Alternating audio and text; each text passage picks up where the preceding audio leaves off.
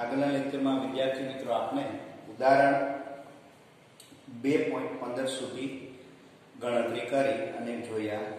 ત્યારબાદ ઉદાહરણ 2.16 તરફ આપણે જઈએ તો ઉદાહરણ 2.16 સ્વાધ્યાયમાં 2.16 એમની રકમ આ રીતની છે. પરમાણવીય માપક્રમની લંબાઈનો સુવિધાજનક એકમ એંગસ્ટ્રોમ છે.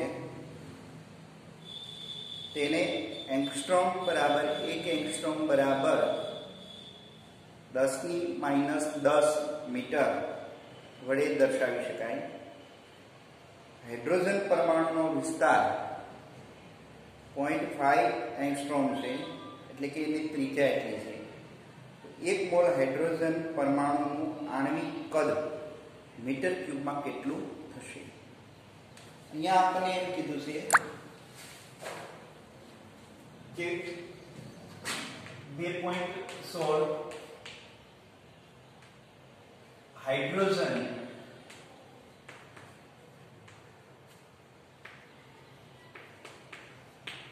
અણુની ત્રિજ્યા એનો વિસ્તાર એટલે એનો મતલબ એવું કે અણુની ત્રિજ્યા r બરાબર 0.5 એંગસ્ટ્રોમ. જો આપણે એને મીટરમાં લખવું હોય તો આ રીતે લખી શકીએ 0.5 10 to the power minus 10 0.5 into 10 to the power minus 10 metre. આટલા મીટર ત્રિજ્યા થઈ. આપણને કહે છે કે અણુનું કદ એટલે કે પરિમાણ તો કે આપણે હાઇડ્રોજન અણુને એક નક્કર ગોળા સ્વરૂપે ધારીએ અને આ નક્કર ગોળાની ત્રિજ્યા આપણને આપેલી હોય તો નક્કર ગોળાનું કદ આપણને આ રીતનું મળે 4/3 પાઈ r ક્યુબ. તો 4/3 પાઈ r ક્યુબ આમાં આપણે કિંમત એડ કરીએ તો 4/3 22 અને 0.5 10 to the power minus 10 raised to 3 કે ઘન. સાદા કેલ્ક્યુલેટર વડે ગણતરી કરીએ તો એનો જવાબ કંઈક something 0.54 10 to the power minus 30 આ રીતે આપણને કદ મળે છે મીટર ક્યુબ. એક અણુનું કદ મળ્યું. હવે આપણે એમ કહીએ કે 1 મોલ હાઇડ્રોજનનું કદ કેટલું થાય? એટલે કે 1 મોલ હાઇડ્રોજન અણુ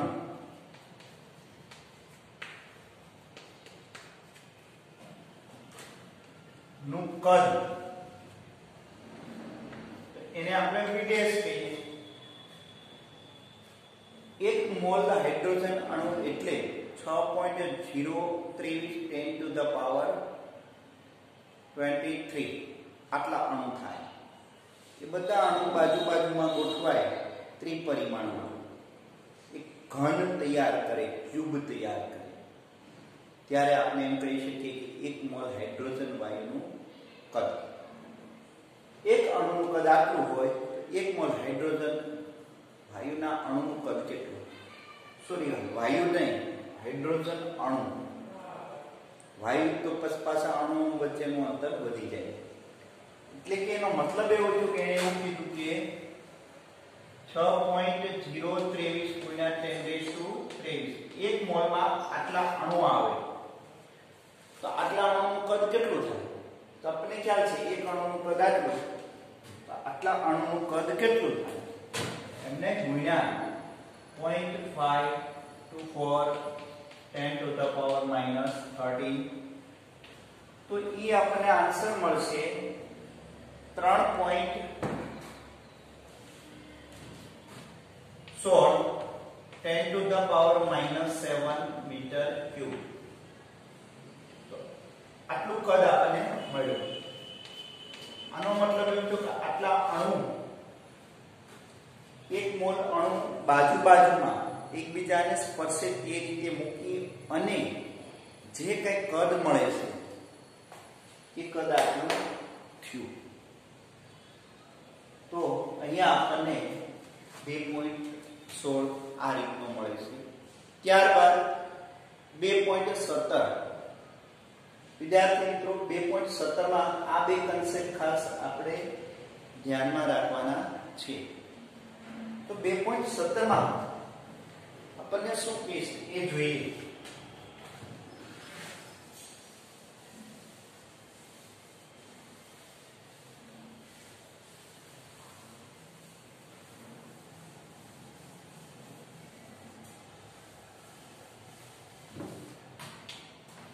વિદ્યાર્થી મિત્રો 2.17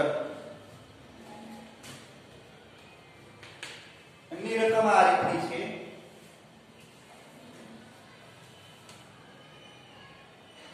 એક મોલ આદર્શ વાયુ પ્રમાણભૂત તાપમાને એટલે કે NTPA natural temperature pressure natural temperature 27 અંશ સેલ્સિયસ અથવા 300 અંશ કેલ્વિન તાપમાન એને પ્રમાણભૂત તાપમાન ગણીએ છીએ. અને એક વાતાવરણના દબાણ એક મોલ આદર્શ વાયુમાં કોઈ પણ વાયુ હોય, હાઇડ્રોજન વાયુ હોય, ઓક્સિજન વાયુ, કોઈ પણ વાયુ લઈએ, આટલા તાપમાને રહે કોઈ પણ વાયુ, આટલા દબાણે અને આટલા તાપમાને રહેલા કોઈ પણ વાયુ આદર્શ વાયુ તરીકે વર્તે, એટલે એમને કીધું છે આદર્શ વાયુ. નું કદ 22.4 લીટર જગ્યા રાખે છે. એક મોલ હાઇડ્રોજન વાયુ માટે મોલર કદ અને પરમાણુય કદનો ગુણોત્તર શું થશે? શા માટે આ ગુણોત્તર ઘણો મોટો છે તે જણાવો. આપણે એમ કહીએ કે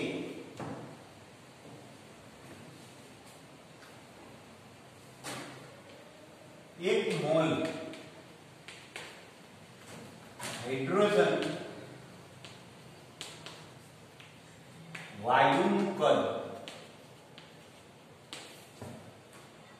એટલે એને મોલર કદ કહીએ તો એ કેટલો આપે છે આપણને 22.4 લીટર કદ આપે છે. લીટરને મીટર ક્યુબમાં કન્વર્ટ કરવા માટે ખાસ ધ્યાન આપવાનું વિદ્યાર્થી મિત્રો 10⁻³ વડે ગુણી નાખવાના રહેશે. કોઈ પણ વાયુ હંમેશા લીટરમાં જ આપે, લીટરને મીટર ક્યુબમાં ફેરવવા પડે અને એ ફેરવવા માટે 10⁻³ વડે મલ્ટીપ્લાય કરવા પડે. એ એક ખાસ ધ્યાનમાં રાખવાનું છે. તો આપણને કહે છે કે આટલી જગ્યા રોકે છે. એક મોલ હાઇડ્રોજન વાયુ આટલું કદ રોકે છે, જ્યારે રિયલમાં એક મોલ હાઇડ્રોજન વાયુનું કદ કેટલું થાય છે કે આગળના દાખલા અનુસાર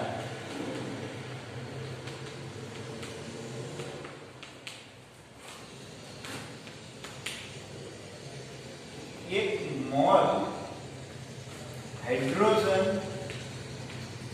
અણુનું કદ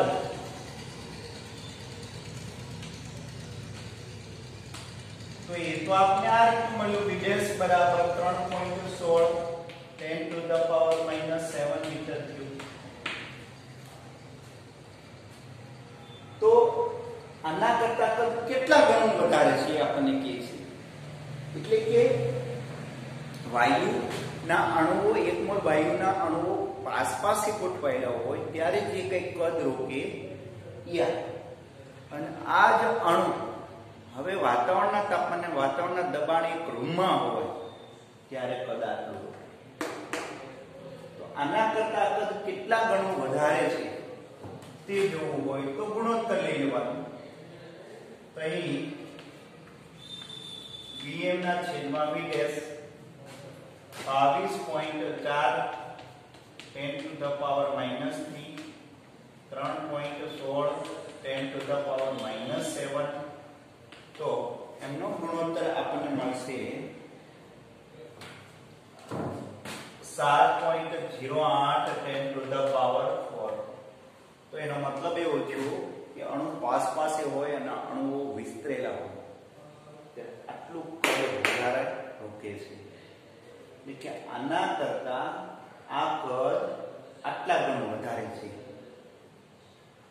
વાયુ ફોર્મમાં હોય અને ઈના ઈ અણુ ઘન ફોર્મમાં હોય ત્યારે આટલી જગ્યા વધારે રોકે. વાયુ ફોર્મમાં સોલિડ ફોર્મ કરતા ગેસ ફોર્મમાં આટલી જગ્યા વધારે રોકે. તો અહીંયા આપણે 2.17 એ કમ્પ્લીટ કરેલું. હવે આપણે 2.18 તરફથી તો 2.18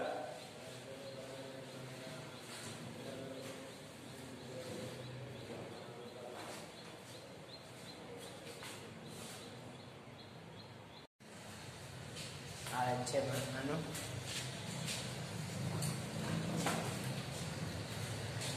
બે કાઈ બે કરી એટલે ફિઝિક્સ ભણે એમાં હું વાંધો ભલે ચાલુ હોય ભણ્યા રાખીને.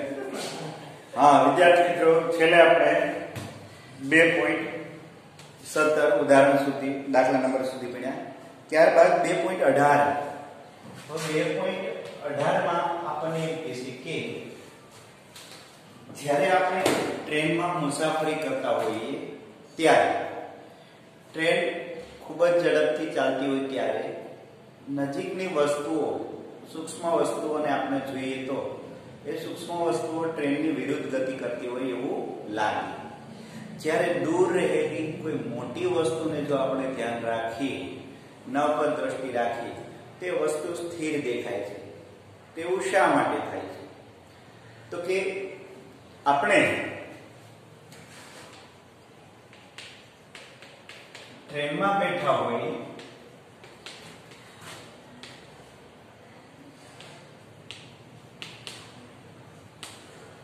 ત્યારે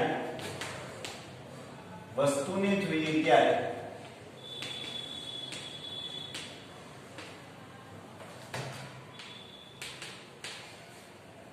આંખ અને વસ્તુ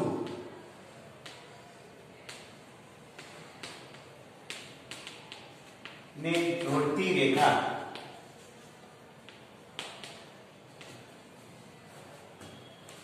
સતત બદલાય છે.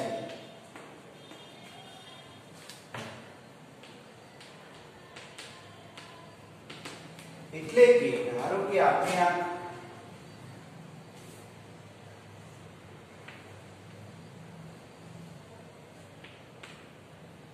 એક વસ્તુને જુએ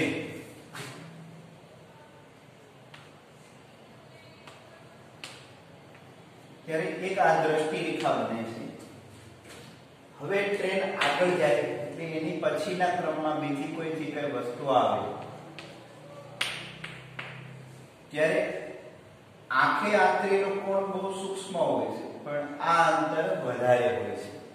કેમ કે ટ્રેન અને વસ્તુ, દૂરની વસ્તુ વચ્ચેનો અંતર કોણ આ વધી જાય, થીટા વધી જાય, એટલે કે દ્રષ્ટિ રેખા ગતિ કરે. આવી રીતે દ્રષ્ટિ રેખા આગળ ગતિ કરે. તો દ્રષ્ટિ રેખા સતત બદલાતી રહે એટલે વસ્તુ સ્વાભાવિક છે પાછળની દિશામાં ગતિ કરે. એક વસ્તુને જોઈ લીધા બાદ બીજી વસ્તુ જોવા જઈએ તો સ્વાભાવિક છે આ વસ્તુ પાછળની દિશામાં ગતિ કરે. હવે આને જોઈ લીધા બાદ બીજી વસ્તુ જોઈએ તો આ વસ્તુ પાછળ તરફ ગતિ કરે. તો એનો મતલબ એવો થયો કે દ્રષ્ટિ રેખા સતત બદલાય છે. આથી વસ્તુ પાછળ ગતિ કરે છે અને દ્રષ્ટિ રેખા આગળ તરફ ગતિ કરે, બદલાય. હવે જ્યારે દૂરની વસ્તુ અને એમાં ખાસ કરીને પર્વત છે કે કોઈ ઊંચું બિલ્ડિંગ છે કે કોઈ ઇન્ડસ્ટ્રીયલ છે ને આપણે આંખથી જોઈએ તો એમાં શું થાય છે કે પ્રથમ આપણે આપણી દ્રષ્ટિ રેખા આને જોડી છે એટલે આમના સીધામાં આપણી આંખ હતી.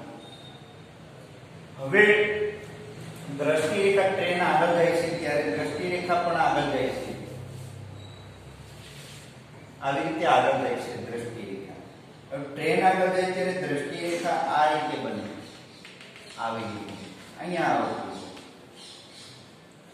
તો એનો મતલબ એવો થયો કે દૂરની વસ્તુ છે અને મોટી વસ્તુ છે ત્યારે દ્રષ્ટિકોણ ખૂબ જ નાનો બને, અને દ્રષ્ટિકોણ ખૂબ નાનો બને ત્યારે વસ્તુ આપણને સ્થિર રહેલી હોય એવું દેખાય.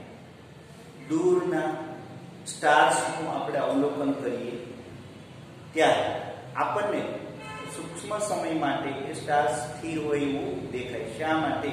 કે દ્રષ્ટિકોણ ખૂબ જ સૂક્ષ્મ હોય ત્યારે કાપેલું અંતર કે ચાપ જેટલું અંતર છે એ ખૂબ જ સૂક્ષ્મ હોય ત્યારે દ્રષ્ટિકોણ અતિ નાનો હોય ત્યારે એ વસ્તુ આપણને સ્થિર દેખાય. કેમ કે ત્યાં સાપેક્ષતા આપણે કરી શકતા નથી. એટલે એનો મતલબ એવો થયો કે દૂરની વસ્તુ સ્થિર શા માટે દેખાય? એક તો વસ્તુનું પરિમાણ મોટું છે, દૂરની વસ્તુ સ્થિર દેખાય એનું કારણ આપણી દ્રષ્ટિ આંતરિક દ્રષ્ટિકોણ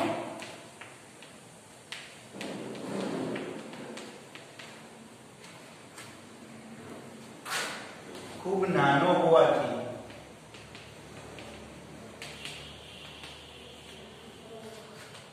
તે વસ્તુ સ્થિર દેખાય છે.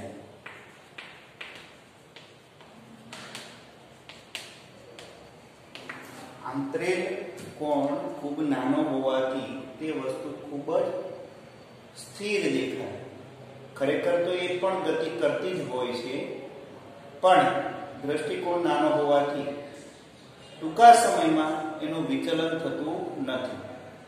થોડોક સમય જાય, મિનિટ 2 મિનિટ, ત્યારે એ જ આપણી આંખે આંતરિક દ્રષ્ટિકોણ મોટો થઈ જાય ત્યારે આપણને સાપેક્ષ વિચલન દેખાય, એટલે કે ચલન દેખાય. તો આવી રીતે આપણને નજીકની વસ્તુ ઝડપથી ગતિ કરતી હોય અને તેની વિરુદ્ધ ગતિ કરતી હોય એવું જોવા મળે, જે આપણને નું કારણ આ છે સતત દ્રષ્ટિ રેખા બદલાતી હોય ત્યારે. ત્યારબાદ ઉદાહરણ 2.19 તરફ જઈએ આપણે વિદ્યાર્થી મિત્રો.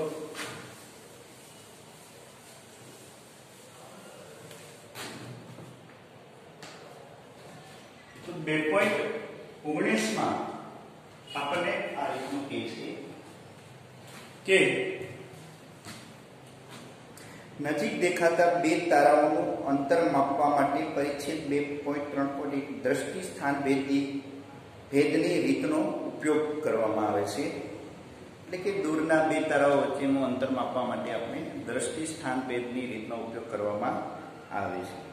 સૂર્યની આસપાસ પોતાની ભ્રમણ કક્ષામાં 6 મહિનાના સમય અંતરાલમાં પૃથ્વીના બે સ્થાનોને જોડતી આધાર રેખા AB છે.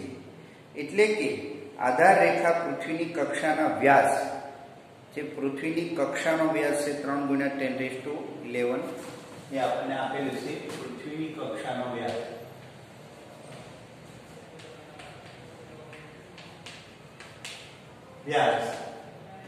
એને આપણે B કહીએ તો એ 3 × 10⁻11 મીટર. આ અંતર ખરેખર 2 એસ્ટ્રોનોમિક યુનિટ જેટલું થાય, એસ્ટ્રોનોમિક યુનિટ જેટલું મળે. જોકે નજીક રહેલા બે તારાઓ એટલા દૂર છે કે આટલી લાંબી આધાર રેખા હોવા છતાં તેઓ 1 સેકન્ડ જેટલો ચાપનો દ્રષ્ટિભેદ દર્શાવે છે. ખગોળીય સ્તર પર લંબાઈનો સુવિધાજનક એકમ પાર્સેક છે. પાર્સેક કોઈ પદાર્થનું અંતર સૂચવે છે. એક પારસેક એટલે પદાર્થનું અંતર સૂચવે છે, જે પૃથ્વી અને સૂર્ય વચ્ચેના અંતર જેટલી આધાર રેખાના બે છેડાઓ વચ્ચે આંતરેલો ખૂણો છે. એટલે કે પારસેકની વ્યાખ્યા આપે છે આપણને, જે પારસેકની વ્યાખ્યા આગળ ઉપર આપણે ભણી ગયા છીએ કે એક એસ્ટ્રોનોમિક યુનિટ જેટલી લંબાઈની ચાપ જે અંતરે કોઈ બિંદુ સાથે 1 અંશનો કોણ આંતરે એને આપણે એક પારસેક અંતર કહીશું. મૂલ્ય મીટરમાં કેટલું છે, એટલે કે એક પારસેક નું મૂલ્ય મીટરમાં કેટલું હશે તે આપણે દર્શાવવાનું છે. તો વિદ્યાર્થી મિત્રો, એક પારસેક નું મૂલ્ય મીટરમાં કેટલું હોય છે જે આગળ ઉપર આપણે પારસેક યુનિટ ભણ્યા ત્યારે આપણે ભણી ગયા છીએ. તો એ વિશેષમાં ફરી પાછું આપણે લઈએ. આપણે તો એક પારસેક અંતર એટલે કે એક એસ્ટ્રોનોમિક યુનિટ જેટલા અંતરની ચાપ વડે જે બિંદુ એ જેટલા અંતરે 1 સેકન્ડનો કોણ આંતરે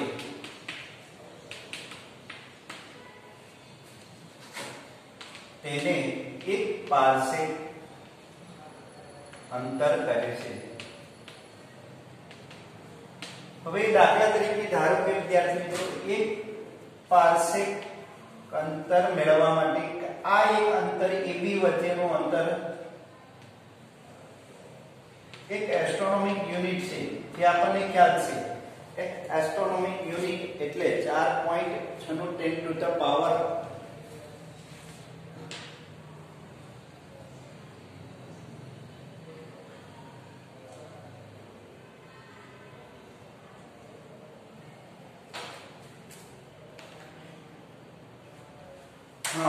એક એસ્ટ્રોનોમિક યુનિટ એટલે 1.496 10 ટુ ધ પાવર 11 મીટર. આટલા ક્રમનું અંતર એટલે એ છે. એ ખરેખર પૃથ્વીની ભ્રમણકક્ષાની ત્રિજ્યા જેટલું છે. એક એસ્ટ્રોનોમિક યુનિટ અંતર એટલે શું એ આપણે ખ્યાલ છે. પૃથ્વી અને સૂર્ય વચ્ચેનું અંતર એને એક એસ્ટ્રોનોમિક યુનિટ અંતર કહીએ, જે અંતર આપ્યું છે 1.496 10 ટુ 11 મીટર. હવે આ ચાપ, ધારો કે હું અહીંયા બિંદુ ધારું, તો આ ચાપે આ બિંદુ સાથે આંતરેલો કોણ ખૂબ જ મોટો હોય, 1 અંશ કરતા પણ મોટો હોય. તો આટલું અંતર નહીં, હજી મારે કોણ નાનો કરવો હોય તો શું કરવું પડે? તો કે અંતર વધારવું પડે. એક એવું અંતર હું લાવું કે ત્યાં હવે આપેલ બિંદુએ આપેલ ચાપ વડે આંતરતો કોણ 1 સેકન્ડ થાય. કેટલો થાય? 1 સેકન્ડ. ત્યારે આ જે અંતર મળે એને એક પારસેક અંતર કહેવામાં આવે છે. તો અહીંયા આપણે એક પારસેક અંતર જો મેળવવું હોય એટલે એનો મતલબ એવો છે કે આટલી ચાપ અને આ થશે ત્રિજ્યા. શું થશે? ત્રિજ્યા. અને આ થશે એ કોણ થીટા. તો અહીંયા આપણે આ સૂત્ર મેળવીએ, ખૂણો બરાબર ચાપ અપોન ત્રિજ્યા. તો ખૂણો 1 સેકન્ડ છે.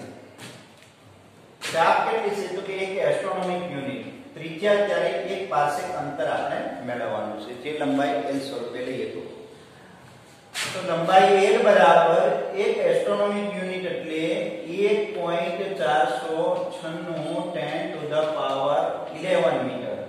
અને લંબાઈને અહીંયા લઈ લઈએ તો કોણ નીચે જશે 1 સેકન્ડ. 1 સેકન્ડના રેડિયન કેટલા? તો કે આગળ ઉપર આપણે ઉદાહરણ 1-2 માં ભણી ગયા. 1 સેકન્ડ એટલે રેડિયન આપને મળશે 4.186 10 to the power 4.85 10 to the power -6 radian. ખાસ ધ્યાન આપવાનું, 1 સેકન્ડ બરાબર 4.85 10 ટુ ધ પાવર -6 રેડિયન.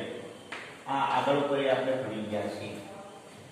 તો આ બે નો ગુણાકાર કરી સોરી ભાગાકાર કરી અને અંતર લાવીએ તો એ અંતર લંબાઈ એટલે 1 પારસેક અંતર થશે, જે આપણને કંઈક મળે છે 1 પારસેક અંતર એટલે 1.3.08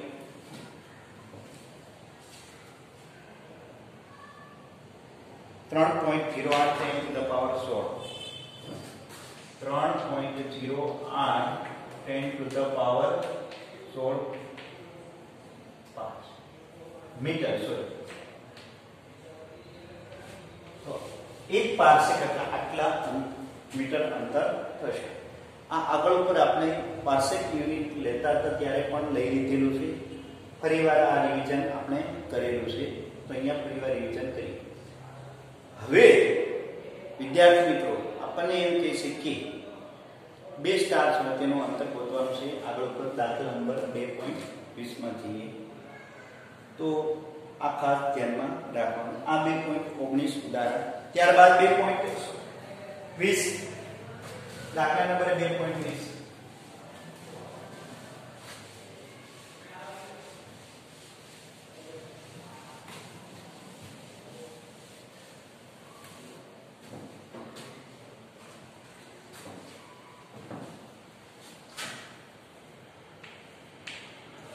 2.20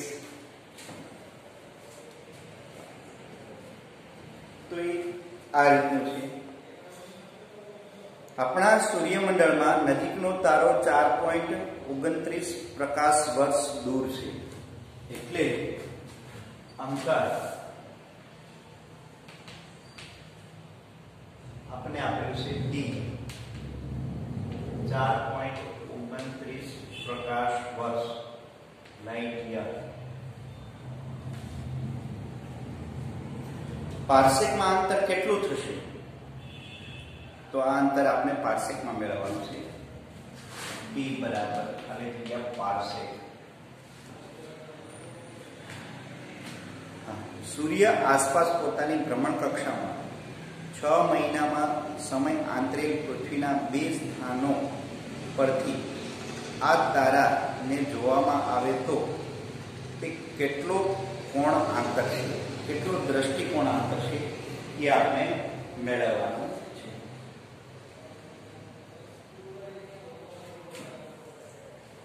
હવે અહીંયા આપણને કહે છે વિદ્યાર્થી મિત્રો કે એ તારા પૃથ્વીથી 4.29 લાઇટ યર દૂર છે. તો એનો મતલબ એવો છે કે એક પ્રકાશ વર્ષ બરાબર કેટલું અંતર થશે? તો કે એક પ્રકાશ વર્ષ બરાબર આપણને મળશે 9.46 10 to the power 15 મીટર. આટલું અંતર, એક પ્રકાશ વર્ષ અંતર એટલે આટલું અંતર. આપણને ખ્યાલ છે કઈ રીતે મેળવેલું આગળ પર જોયું. તો અને બીજું એક પારસેક અંતર એટલે કેટલા મીટર? તે હમણાં જ આપણે જોયું કે 3.08 10 to the power 16 મીટર. તો અહીંયા ખાસ અગત્યની બાબત એ છે આપણે પારસેકમાં કન્વર્ટ કરવાના છે. હવે આટલા મીટરે એક પારસેક થાય તો આટલા મીટરે કેટલા પારસેક એ આપણે જોવાના છે. તો અહીં 3.08 10 to the power 16 મીટર અંતરે એક પારસેક અંતર થાય તો 9.46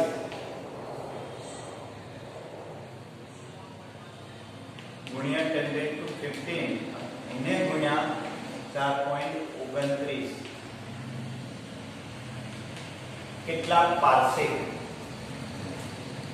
તો એ આપણે અંતર મળશે પારસેકમાં 9.46 10 to the power 15 ગુણ્યા 4.29 ના છેદમાં 3.08 10 to the power 16 મીટર. એ જે જવાબ મળશે એ આપણે પારસેકમાં મળશે, જે કંઈક આપણે મળે છે 1.31 × 10⁻16 પાર્સેક.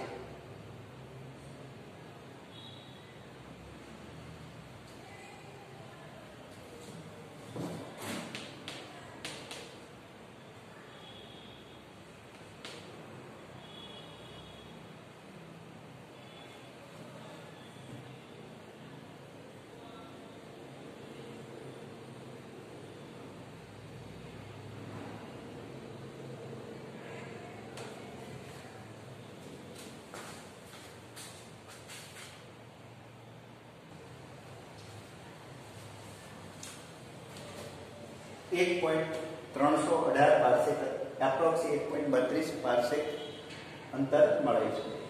ત્યારબાદ આપણે એમ કહી શકીએ હવે આ તારાની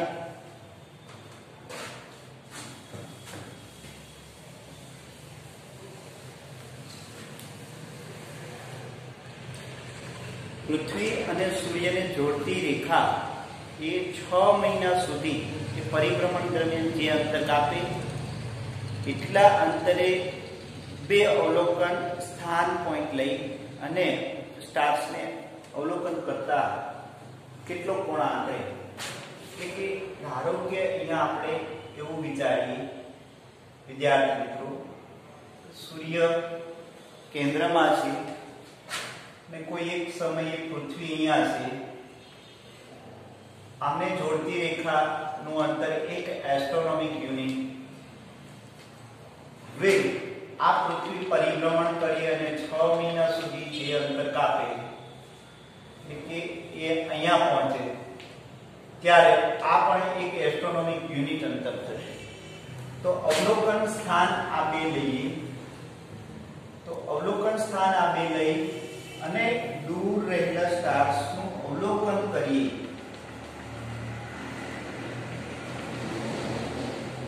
ત્યારે આ દ્રષ્ટિકોણ કેટલું આ અંતર આપણને ખ્યાલ છે જે હાલ આપણે મેળવેલું, અથવા 4.29 લાઇટ યર દૂર છે. એનો મતલબ એવો છે કે ત્રિજ્યા આપણે 4.29 બસ પૂરું થોડુંક જ છે દીપક. 4.29 એ ત્રિજ્યા થશે અને ચાપ આ થશે. તો ચાપ અને ત્રિજ્યા આપેલી છે કોણા અંતરેલો મેળવવાનો છે. તો અહીંયા આપણે સૂત્ર લઈએ ખૂણો બરાબર ચાપ અપોન ત્રિજ્યા. હવે ચાપ આપણને મળશે 2 એસ્ટ્રોનોમિક યુનિટ જેટલું અંતર, એટલે કે આપણે લઈએ તો 2 ગુણ્યા 1 એસ્ટ્રોનોમિક યુનિટ અંતર એટલે 1.496 10⁻11 મીટર. ત્રિજ્યા કેટલી થશે તો કે ત્રિજ્યા આપણને લાઇટ યર માંથી આપી 4.29 ગુણ્યા 1 પ્રકાશ વર્ષ અંતર એટલે 9.46 10⁻15 મીટર.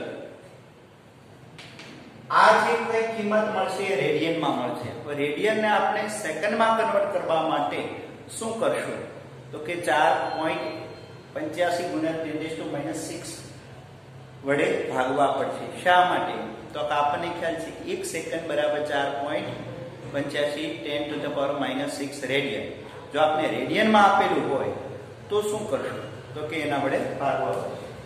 આમને આપણે ભાગીએ 4.85 ગુણ્યા 10⁻6 તો આ આપણને જે કે જવાબ મળશે એ સેકન્ડમાં મળશે અને એ એપ્રોક્સિમેટ 1.58 સેકન્ડ જેટલો મળે છે, જે 1.52 સેકન્ડ જેટલો મળે છે વિદ્યાર્થી મિત્રો. તો આ ખૂણો આટલો સૂક્ષ્મ મળે છે. તો આ આપણે ઉદાહરણ 2.20 અહીંયા કમ્પ્લીટ થાય.